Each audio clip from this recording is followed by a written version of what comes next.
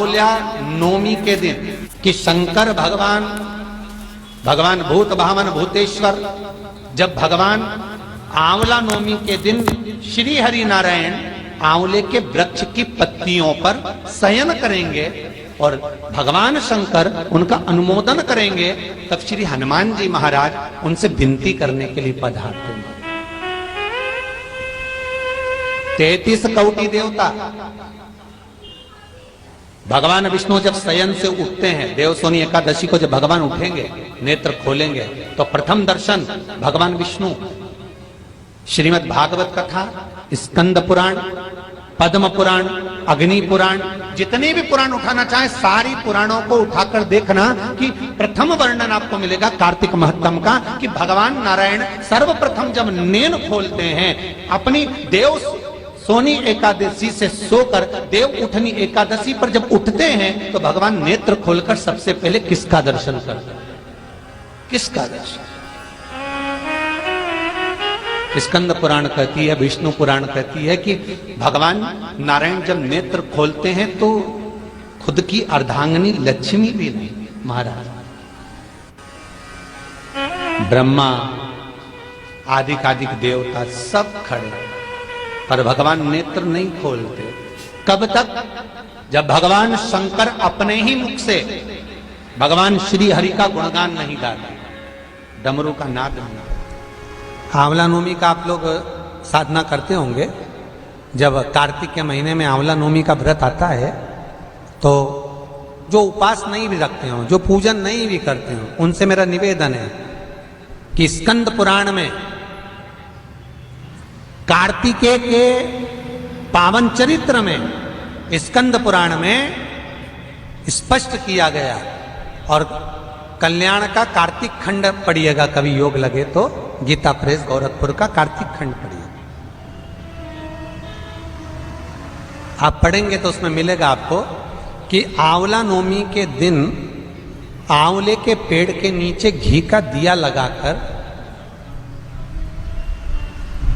मध्याह्न से पहले, दोपहर के 12 बजे से पहले आंवले के पेड़ के नीचे आंवला नवमी के दिन कार्तिक के महीने में स्कंद पुराण कहती है जो घी का दिया लगाकर पूजन कर कर अपना पल्लू पसार कर आंवले के वृक्ष की डाली में से उस पे लगी हुई थोड़ी सी छाल को अपनी अंगूठे और चीटी उंगली से अपने पल्लू में गिराकर ले जाकर लाल कपड़े में हल्दी के साथ अपनी तिजोरी में अलमारी में रख लेता है।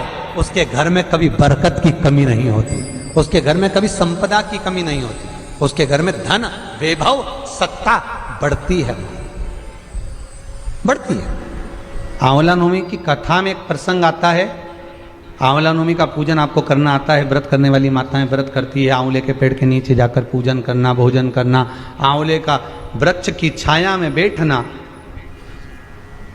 उस दिन किसी को अपशब्द ना कहना, आंवले की पूजन कर कर अपनी झोली को पसार कर चीटी उंगली और अंगूठे से आंवले की छाल को थोड़ा सा पल्लू में गिरा लेना, उस छाल को ले जाकर अपनी बरकत में, अपनी अलमारी में, अपनी तिजोरी में रख देना। यह आंवला नवमी की पूजन का विधान है, संपदा के। एक बहुत अच्छा समय रात्रि के 9:15 का एक समय होता है, जिस व्यक्ति का रोग बीमारी समाप्त नहीं हो रही हो, हॉस्पिटल में पड़ा हुआ है, कोई बहुत भारी बीमारी में ग्रसित है, छूट ही नहीं पा रहा, तो रात्रि को 9:15 पर किसी भी दिन शंकर भगवान के शिवलिंग का, जो तुम्हारे घर में शंकर जी विराजमान हो उसका, या शंकर जी के मंदिर में जाकर शंकर जी का थोड़ा सा जल, उसमें थोड़ा सा आंवला पड़ा हुआ हो, मतलब आंवले के पानी से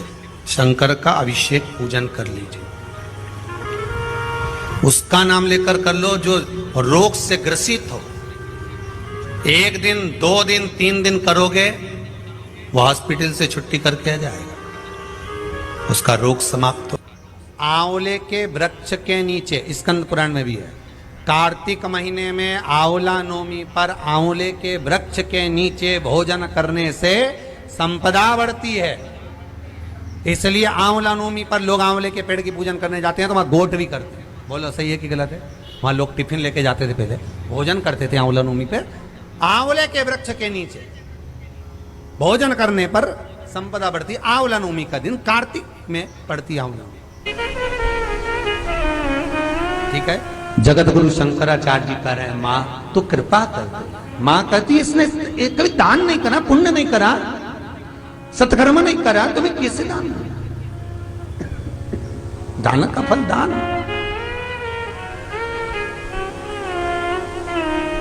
कैसे दूं मैं? मां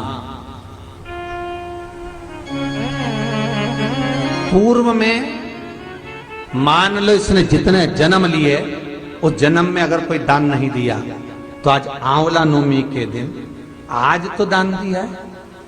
लक्ष्मी जी बोलती है जो अभी करेगा इसका फल तो बाद में मिलेगा।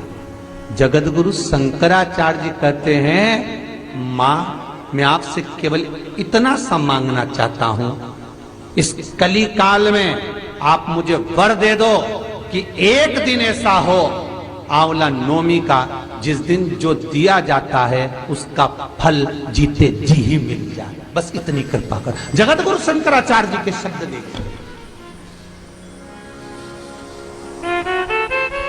गौदान करा उसका फल बाद में मिलेगा, कुछ दान करा उसका फल बाद में, पर आंवला नवमी के दिन अगर आपने कुछ दान दिया है, आंवला नवमी के दिन अगर आपने दान किया है, उसका फल जगत गुरु शंकराचार्य जी माता लक्ष्मी से कहते आज की आज मिलना चाहिए।